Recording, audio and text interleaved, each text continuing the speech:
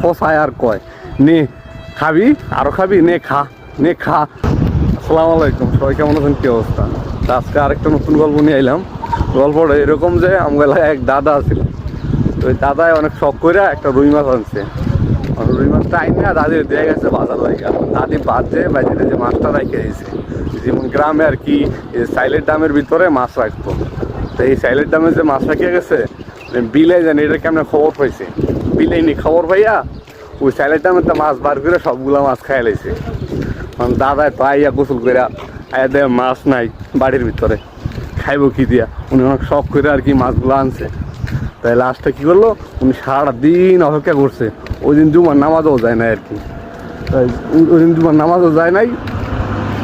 তাই উনি অনেক শখ করে মাছটা রাখছে, অনেক কষ্ট মনটার ভিতরে। তো বিলিয়ারে তুই আজকে আইস, তোর আজকে খবর আছে।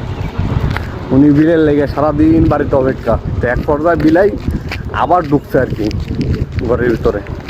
তো উনি গেছে সব দরজা জানলা সব দিয়ে দিছে। বিলে দূরে দূরে তরান করছে। করার পরে এক পর্যায়ে বিলের এমন এক সিলাই ঢুকছে বিলে, এটা তার বাড়িতে পারতেছে না। বিলের রড দিয়ে ফসায় আর কয় নে খাবি, আরো খাবি, নে খা, নে খা, আরো খাবি, নে খা খা।